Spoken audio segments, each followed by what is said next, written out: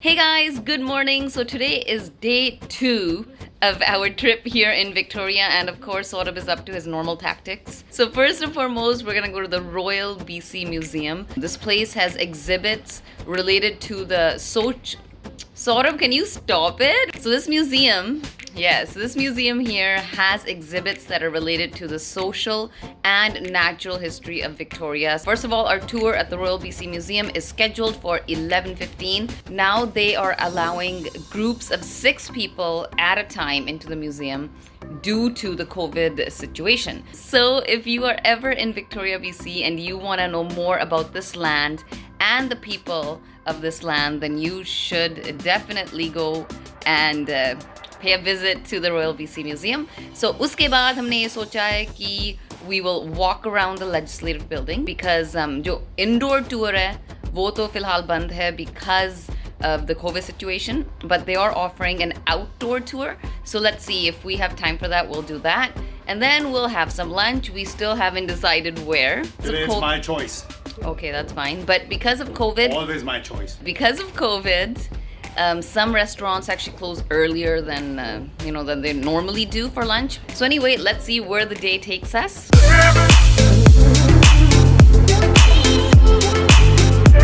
Due to COVID-19, the museum is operating at reduced visitor capacity. Visitors now have to book a time ticket with a specific entry. Time tickets can be booked on the BC Royal Museum website.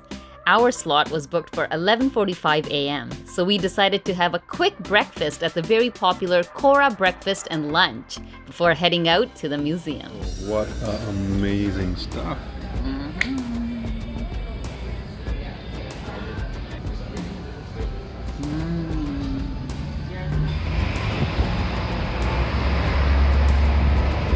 Amazing food, guys. If you're ever in Victoria and you want to have amazing breakfast or lunch, visit this place, Cora. Oh my god, awesome food. But anyway, we gotta rush now because we have a booking at the museum. Let's go.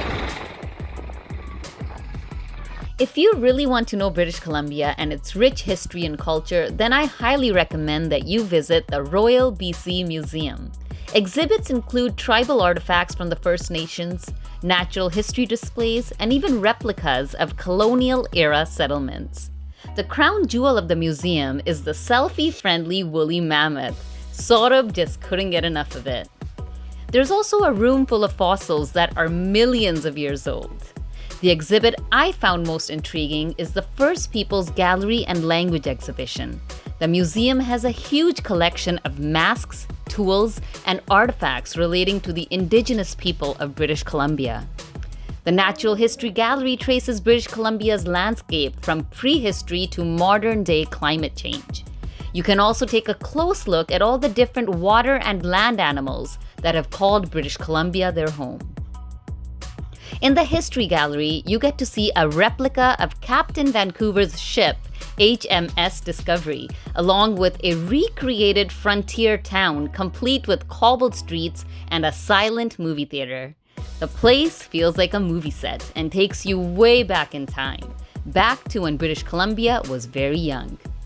The Royal BC Museum also has an IMAX theater with a 6-story tall screen.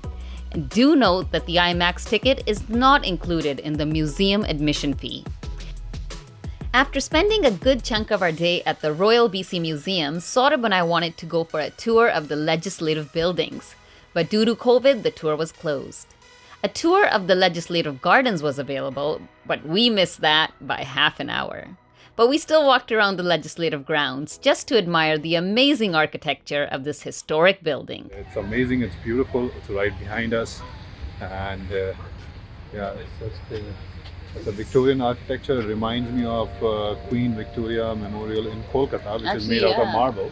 Same design. I came back to change. I put on Saurabh's sweatshirt because मैं sweatshirt लेके नहीं आई थी.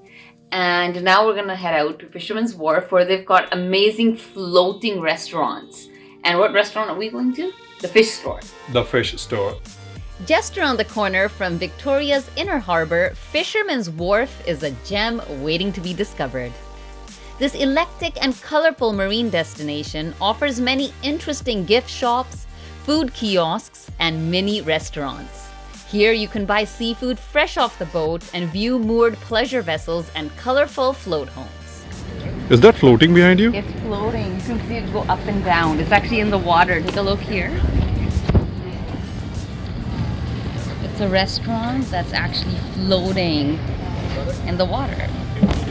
And then you sit here and you eat. We order there, then we eat there. So all the restaurants are floating? Yes, that's why it's called Fisherman's Wharf.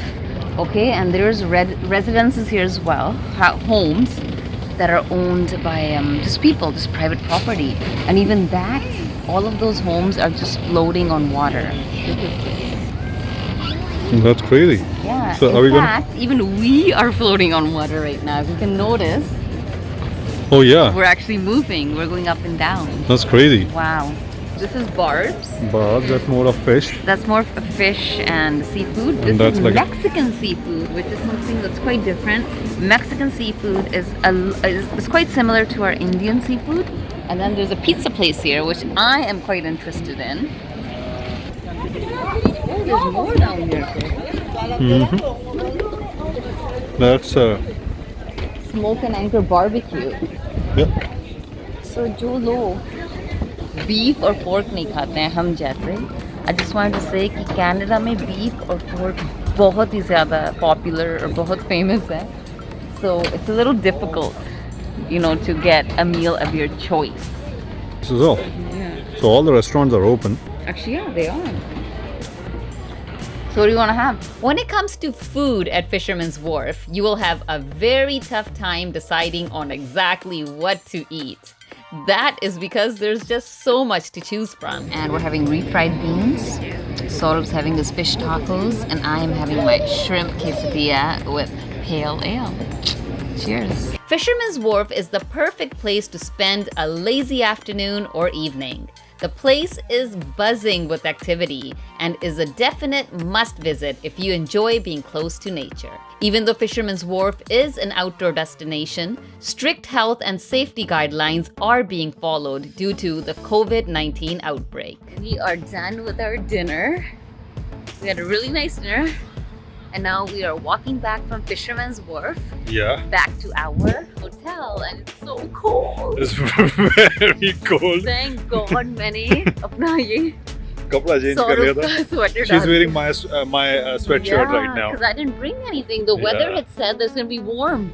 Dude, it's very cold cold. now. It's so cold right now. But anyway, then we had like a couple of beers. So beer is cold too. Yeah, so we feel double cold right now. Okay, my lovelies, we are back in the hotel room now, and OMG, it was so cold outside that I had to come back and take a hot shower, and that's why my hair is all messed up, but just ignore that.